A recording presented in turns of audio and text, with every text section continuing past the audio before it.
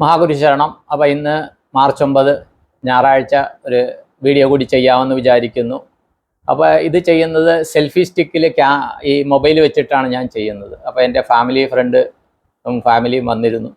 അപ്പോൾ അദ്ദേഹത്തിൻ്റെ കുട്ടികൾ ഇതിൻ്റെ ഓപ്പറേഷനൊക്കെ എന്നെ പഠിപ്പിച്ച് ഞാൻ വിജയകരമായിട്ട് ആ പഠനം പൂർത്തിയാക്കിയോ ഇല്ലയോ എന്ന് നിങ്ങൾക്കിപ്പോൾ മനസ്സിലാവും കേട്ടോ. അപ്പോൾ അത് വെച്ച് ആദ്യത്തെ വീഡിയോ ചെയ്യാണ്. അവർ ഇത് പഠിപ്പിച്ചു തന്നിട്ട് പോയി. അപ്പോൾ പലരും സ്പെഷ്യൽ ചൈൽഡിൻ്റെ കാര്യം ചോദിച്ചിട്ടുണ്ട്. അത് എനിക്കറിയാവുന്ന കാര്യങ്ങൾ പറയാമെന്ന് വിചാരിക്കുന്നു. ഇതോടൊപ്പം വേറൊരു കാര്യം പറയട്ടെ. കുറേ ആൾക്കാരെ ഇന്നും വിളിച്ചു. അത് വിളിക്കാൻ നിയോഗം കിട്ടി കുറേ ആൾക്കാരെ വിളിച്ചിട്ടുണ്ട്. അപ്പോൾ ആ വിളിച്ചതിനകത്ത് പലരുടെയും കാര്യം ഇൻഡ്യൂഷൻ വെച്ച് അവരുടെ ദേവതകളെ, അവരുമായിട്ട് കണക്റ്റഡ് ആയിട്ടുള്ള ദേവതകളെ കണ്ടുപിടിക്കാൻ പറ്റി. വേറൊരു കാര്യം, ഇപ്പോഴല്ല പല പ്രാവശ്യമായിട്ടുള്ള ശ്രദ്ധിച്ചിട്ടുള്ളത്, നമ്മുടെ കുട്ടികളുടെ കാര്യത്തിൽ എന്തെങ്കിലും തടസ്സങ്ങൾ വരുമ്പോൾ, പ്രത്യേകിച്ച് വിവാഹം നടക്കുന്നില്ല അല്ലെങ്കിൽ സന്താനം ഉണ്ടാകുന്നില്ല എന്നുള്ള തടസ്സങ്ങൾ വരുമ്പോൾ മനസ്സിലാകുന്നത് കുടുംബ ദേവതയുടെ അനുഗ്രഹം, അത് പല രീതിയിലുള്ള ആചാര സവിശേഷതകളുള്ള ക്ഷേത്രങ്ങളായിരിക്കാം അല്ലെങ്കിൽ കാവുകളായിരിക്കാം, അവിടുത്തെ ഒരു അനുഗ്രഹം ഇല്ല എന്ന് മനസ്സിലാകുന്നു. അപ്പോൾ ഇതിൽ ഭൂരിഭാഗവും മനസ്സിലാകുന്നത്, ഇപ്പോൾ ആരാണോ മക്കളുടെ വിവാഹ സംബന്ധം അല്ലെങ്കിൽ അവരുടെ സന്താന സംബന്ധമായിട്ട് ബന്ധപ്പെടുന്നത്, ആ രക്ഷകർത്താക്കൾ അവരുടെ ചെറുപ്പകാലത്ത് അവരുടെ വിവാഹം കഴിഞ്ഞ സമയത്ത് ഈ കുടുംബക്ഷേത്രങ്ങളിൽ പോയിട്ട് തൊഴുതിട്ടുണ്ടോ എന്ന് ചോദിച്ചു കഴിഞ്ഞാൽ തൊഴുതായിട്ട് ഓർമ്മയില്ല. അപ്പോൾ ആ ഒരു കുറേ ആൾക്കാരുടെ, ഇപ്പോൾ ഇത് മാത്രമല്ല, ഇതല്ലാണ്ടും പല ആൾക്കാരുടെയും കാര്യത്തിൽ അത് മനസ്സിലായിട്ടുണ്ട്. അപ്പോൾ എപ്പോഴും മനസ്സിലാക്കുക, നമ്മുടെ കുടുംബക്ഷേത്രമായിട്ട് എപ്പോഴും ഒന്ന് കീപ്പ് ഇൻ ടച്ച് വെക്കുക. കാര്യം എന്താ വെച്ചാൽ, നമ്മുടെ പണ്ടത്തെ ആൾക്കാർ, നമ്മളെക്കാളും ബുദ്ധിമാന്മാരായിരുന്ന ആൾക്കാർ, നമ്മളിപ്പോൾ സയൻറ്റിഫിക്കായിട്ട് നമ്മൾ ഭയങ്കര സാധനങ്ങളൊക്കെ ആയിരിക്കും, പക്ഷേ അവർ നമ്മളെക്കാളും ബുദ്ധിമാന്മാരായിരുന്നവർ ഈ കുടുംബക്ഷേത്രങ്ങൾ, കാവുകൾ അല്ലെങ്കിൽ ഇഷ്ടദേവതകളെല്ലാം നിലനിർത്തി വന്നിരുന്ന കുടുംബജീവിതം സുഖകരവും സന്തോഷകരവും ആയുരാരോഗ്യ സൗഖ്യമായിട്ട് മുന്നോട്ട് പോകാനായിരുന്നു. അപ്പോൾ പിന്നെ വേറൊരു കാര്യം എന്താണെന്ന് വെച്ച് കഴിഞ്ഞാൽ, ഇപ്പോൾ സ്പെഷ്യൽ ചൈൽഡിൻ്റെ കാര്യം പറയുന്നു. ഇപ്പോൾ ചില കുട്ടികൾ ജന്മനാ തന്നെ ആ ഒരു സ്പെഷ്യൽ ചൈൽഡ് എന്ന് പറഞ്ഞിട്ട് അവരെ കാണുമ്പോഴും എല്ലാം മനസ്സിലാവും. പക്ഷേ ഇപ്പോൾ കുറേ അധികം ആൾക്കാരുടെ മനസ്സിലാവുന്ന ഒരു 2-3 വയസ്സാകുമ്പോൾ കുട്ടിയിൽ സ്വഭാവ മാറ്റങ്ങൾ ഉണ്ടാകുന്നു. പക്ഷേ അവരെ കാണുമ്പോഴത്തേക്കും ഈ ഒരു അങ്ങനെയുള്ള പ്രോബ്ലം ഉള്ളതായിട്ട് മനസ്സിലാകാത്ത രീതിയിലാണ്. അപ്പോൾ ഇവരുടെ കാര്യങ്ങൾ നോക്കുമ്പോൾ ജാതകം വെച്ച് എനിക്ക് പറയാൻ സാധിക്കുന്നില്ല, കാര്യം ഞാനൊരു ജ്യോതിഷ പണ്ഡിതനല്ലാത്ത കൊണ്ട്. പക്ഷേ കിട്ടുന്ന സാഹചര്യങ്ങൾ, കിട്ടുന്ന സൂചനകൾ വെച്ചിട്ട് ചില എനർജി ബ്ലോക്കുകളാണ് ഇത് മനസ്സിലാകുന്നത്. പല എനർജി ബ്ലോക്കുകളിൽ നിന്നാണ് ഇത് വരുന്നത്. അത് കുടുംബപരമാകാം. ചിലപ്പോൾ ഇത് നടക്കുമ്പോൾ, ഇപ്പോൾ 3 വയസ്സ് 3.5 വയസ്സിലാണ് മാറ്റങ്ങൾ തുടങ്ങിയെന്ന് പറയുന്നത്. ഈ 3-3.5 വയസ്സിൽ ആ നാട്ടിലുണ്ടായ സംഭവങ്ങളോ അല്ലെങ്കിൽ ആ കുടുംബത്തിലുണ്ടായ സംഭവങ്ങളിലെ ചില എനർജി ഈ കുട്ടികളിൽ സ്വാധീനിച്ചിട്ടുണ്ടെന്നാണ് മനസ്സിലാകുന്നത്. പക്ഷേ രക്ഷകർത്താക്കളോടോ അല്ലെങ്കിൽ വിവരം പറയുന്നവരോടോ ചോദിച്ചാൽ അവർക്ക് ഇത് പൂർണ്ണമായിട്ട് മനസ്സിലാകണമെന്നില്ല. പക്ഷേ സത്യം അതാണ്. അതെന്താണെന്ന് മനസ്സിലാക്കി കഴിഞ്ഞാൽ അതിന് പ്രതിവിധി ചെയ്യാൻ പറ്റും കേട്ടോ. അങ്ങനെ മനസ്സിലാകുന്നുണ്ട്. അപ്പോൾ സ്പെഷ്യൽ ചൈൽഡ് എന്നുള്ളത് ഇപ്പോൾ ജന്മനാ തന്നെ കഴിഞ്ഞ ജന്മത്തിൻ്റെ തുടർച്ചയായിട്ട് അച്ഛനമ്മമാരും ആ കുടുംബത്തിലെ പല അംഗങ്ങളുമായിട്ടുള്ള ക്രയവിക്രയത്തിൻ്റെ കൊടുക്കൽ വാങ്ങലുകളുടെ തുടർച്ചയായിട്ട് കാർമ്മികം തീർത്തും ഇല്ലാണ്ടാക്കാനായിട്ട് ചില കുട്ടികൾ ജന്മമെടുക്കുന്നുണ്ട്. പ്രത്യേകിച്ച് ഞാൻ പേര് പറയാറുള്ള വൈഷ്ണവി എന്ന കുട്ടി. ആ വൈഷ്ണവി എന്ന കുട്ടിക്ക് ആ കുട്ടിയുടെ അപ്പൂപ്പൻ ഈ ടച്ച് ഇതുള്ള ഫോൺ കൊടുത്തിട്ടുണ്ട്. ആ കുട്ടി പല കാര്യങ്ങൾ എനിക്ക് വീഡിയോ അയച്ചു തരുന്നുണ്ട്. അപ്പോൾ ആ വീഡിയോ എല്ലാം നമുക്ക് യൂട്യൂബിൽ ഇടാവോ അല്ലെങ്കിൽ ചെയ്യാവോ എന്നറിയില്ല. അതിൻ്റെ നിയമം എങ്ങനെയാണെന്ന് നമുക്കറിയാത്തതുകൊണ്ട് ഞാൻ ചെയ്യാത്തത്. അതിൽ അവൾ പ്രാണശരീരം, അവളെന്ന് പറഞ്ഞതിന് ക്ഷമിക്കുക, വൈഷ്ണവി പ്രാണശരീരത്തെക്കുറിച്ചും അങ്ങനെ കുറേ കാര്യങ്ങൾ പറയുന്നുണ്ട്. ശിവനെക്കുറിച്ചെല്ലാം പറയുന്നുണ്ട്.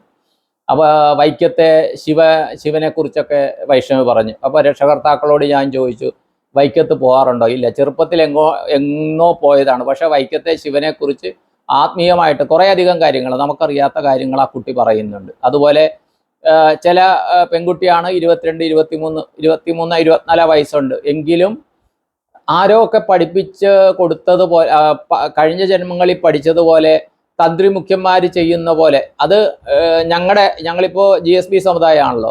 അപ്പോൾ ഞങ്ങൾക്കൊന്നും അറിയാത്ത രീതിയിലുള്ള ആ വീഡിയോയിൽ മനസ്സിലാകുന്നു. ഏതോ ഒക്കെ രീതിയിൽ കുറേ വർഷങ്ങൾക്ക് മുമ്പ് നിലനിന്നിരുന്നതായ താന്ത്രിക വിധി പ്രകാരമുള്ള പൂജകൾ ആ കുട്ടി ചെയ്യുന്നതായിട്ട് ആ വീഡിയോയിൽ നിന്ന് മനസ്സിലാകുന്നു. അപ്പോൾ അങ്ങനെയുള്ള സ്പെഷ്യൽ ചൈൽഡായിട്ട് ജന്മമെടുക്കുന്നവർ ആ കുടുംബത്തിലെ എന്തെങ്കിലും കാർമ്മിക ബന്ധങ്ങൾ തീർക്കാനാണ് വരുന്നത്. അവരെ ദൈവത്തിൻ്റെ മക്കളായിട്ട് കാണുക. കാര്യം എന്താണെന്ന് വെച്ച് കഴിഞ്ഞാൽ നമ്മളെല്ലാവരും ആരാധിക്കുന്ന കള്ളകൃഷ്ണൻ, എൻ്റെ സ്വന്തം കൃഷ്ണൻ എന്ന് പറയുന്ന ദേവകി വസുദേവന്മാരുടെ മകനായി ജനിച്ച് യശോദ നന്ദഗോപാൽ ദമ്പതികൾ വളർത്തിയ കൃഷ്ണൻ എന്ന് പറഞ്ഞ ആ ദേവരുടെ ചെറുപ്പകാലം നോക്കിക്കഴിഞ്ഞാൽ അമ്മയെ അച്ഛനെയും ഇഷ ഇണ്ണ ഇപ്പ ഇമ്മ എല്ലാം വരപ്പിച്ച ആളാണ്. നമ്മളിപ്പോൾ ആരാധിക്കുന്നുണ്ട്. പക്ഷെ അങ്ങനത്തെ ഒരു കൊച്ചിനെയാണ് ദൈവം തരുന്നതെങ്കിൽ നക്ഷത്രം എണ്ണും. നക്ഷത്രം അല്ല, മിൽക്കി വേയിലെ കംപ്ലീറ്റ് ഗ്രഹങ്ങളും നക്ഷത്രങ്ങളും എണ്ണിയിട്ട് ഇമ്പോസിഷനും വേണമെങ്കിൽ എഴുതും. ആ രീതിയിലാവും. മനസ്സിലായി? അപ്പോൾ അങ്ങനത്തെ കുട്ടികൾ, ഈ സ്പെഷ്യൽ ചൈൽഡ് എന്ന് പറയുന്നത് ജന്മനാ വരുന്ന അവരുടെ കഴിഞ്ഞ ജന്മത്തിൻ്റെ തുടർച്ചയാണ്. അപ്പോൾ ചിലർ ചോദിച്ചു ഇങ്ങനെ, ഈ പറഞ്ഞിരുന്നു ഞാൻ, കഴിഞ്ഞ ജന്മത്തിലെ അവരുടെ ശരീര വിയോഗം എങ്ങനെയാണോ അതനുസരിച്ചായിരിക്കും ഈ ജന്മത്തിലെ ജനനം എന്ന് പറഞ്ഞപ്പോൾ ചിലർ ചോദിച്ചു കുട്ടിക്കാണോ അമ്മയ്ക്കാണോ എന്ന്. കാര്യം ഇപ്പോൾ ഒരു സിസേറിയൻ, എൻ്റെ ഒരു അറിവ് വെച്ച് പറയാം, ഒരു സിസേറിയൻ എന്ന് പറഞ്ഞ ഒരു, ഇപ്പോൾ ഞാൻ സിസേറിയൻ ചൈൽഡാണ് 68-ലെ. അപ്പോൾ അതിലൂടെ പോകുമ്പോൾ എൻ്റെ എന്താണ് നാച്ചുറലായിട്ട് ജനിക്കും ഭൂമിയിലേക്ക് വരും എന്ന് കരുതിയിരുന്ന എൻ്റെ ആ ആത്മതലം, അതിലെ ആ ബോധതലം, അതിൽ ഗർഭപാത്രത്തിൽ നിൽക്കുമ്പോഴുള്ള ഒരു ബോധതലം യൂണിവേഴ്സുമായിട്ട് ഡയറക്റ്റ് കണക്റ്റഡ് ആണ്. പക്ഷെ ഭൂമിയിൽ വന്ന് ആദ്യത്തെ ശ്വാസം എടുത്ത് കരഞ്ഞു കഴിയുമ്പോൾ നമ്മൾ മായാബന്ധനത്തിൽ മായാബന്ധനത്തിൽ അകപ്പെടുന്നു. അതാണ് സത്യം. പിന്നെ ഈ ആ മായാബന്ധനത്തിൽ നിന്ന് മാറണമെങ്കിൽ നമ്മൾ പല ഘട്ടങ്ങളിലൂടെ കടക്കണം. പിന്നെ ഈ മായാബന്ധനത്തിൽ നിന്ന് മോചിതമാകുന്നത് ഈ ശ്വാസോച്ഛ്വാസം നിലയ്ക്കുമ്പോഴത്തേക്കും വേറൊരു ഊർജ്ജ ശരീരം കിട്ടുന്നു. ആ സമയത്ത് നമ്മുടെ ബോധതലം നമുക്ക് മനസ്സിലാവുന്നു. നമ്മൾ ഈ യൂണിവേഴ്സിൽ, ഈ അഖിലാണ്ടകോടി ബ്രഹ്മാണ്ടത്തിൽ നമ്മൾ ഏത് തലത്തിൽ നിൽക്കുന്നെന്ന് ഊർജ്ജ ശരീരത്തിൽ നിൽക്കുമ്പോൾ മനസ്സിലാകും. അന്നമയ കോശത്തിൽ നിൽക്കുമ്പോൾ മനസ്സിലാകില്ല, മനോമയ കോശത്തിൽ മനസ്സിലാകില്ല, അന്നമയ പ്രാണമയ മനോമയത്തിലും മനസ്സിലാകില്ല, വിജ്ഞാനമയത്തിലോ ആനന്ദമയത്തിലോ, ആനന്ദമയം എന്ന് പറഞ്ഞാൽ അങ്ങേയറ്റത്തെയാണ് എൻ്റെ അറിവ് വെച്ചിട്ട്, അതിൽ നിൽക്കുമ്പോഴത്തേക്കും നമ്മൾ എവിടെ നിൽക്കുന്നു എന്നുള്ളത് മനസ്സിലാവും. അപ്പോൾ ഈ സ്പെഷ്യൽ ചൈൽഡ് എന്ന് പറയുന്നത് ഇങ്ങനെ 2-3 വയസ്സിലൊക്കെ മാറ്റം, അങ്ങനത്തെ കുറേ ആൾക്കാർ കോണ്ടാക്ട് ചെയ്തിട്ടുണ്ട്. അപ്പോൾ ജാതകം വെച്ച് അതിനെ വിവരിക്കാനായിട്ട് എനിക്ക് അറിയില്ല. കാര്യം എന്താ വെച്ചാൽ അതിൻ്റെ പാണ്ഡിത്യം എനിക്കില്ല. പക്ഷേ അതിൽ ചില എനർജി കണക്ഷൻസ് മനസ്സിലാവുന്നുണ്ട്. അതേതാണെന്ന് നിങ്ങൾക്ക് കണ്ടെത്താൻ കഴിഞ്ഞാൽ തീർച്ചയായിട്ടും ആ കുട്ടിയിലെ എനർജീനെ പ്യൂരിഫൈ ചെയ്തുകൊണ്ട് സാധാരണ രീതിയിലേക്ക് ആ കുട്ടീനെ കൊണ്ടുവരാം. അതാണ് മനസ്സിലാകുന്നത്.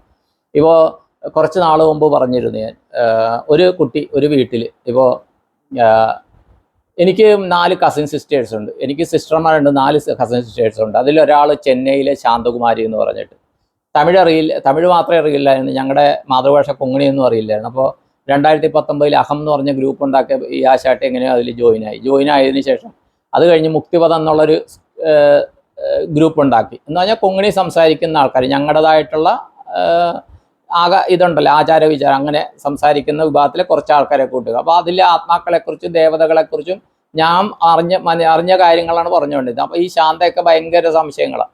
അപ്പോൾ ശാന്തകുമാരി അവരുടെ വലിച്ചൻ്റെ മക്കളും ഉണ്ട്, ശ്രീമതി സുമിത്ര, ശ്രീമതി അഞ്ജു, അതുപോലെ ശ്രീമതി സുജാത. ഈ 4 പേര്, അതിൽ വേറെ ആൾ കൂടി ഉണ്ടായിരുന്നു. അവർ പിന്നെ ഇത് ശരിയാകാത്ത കൊണ്ട് അവർ മാറി. പക്ഷേ ഇവർ 4 പേരും സജീവമാണ്.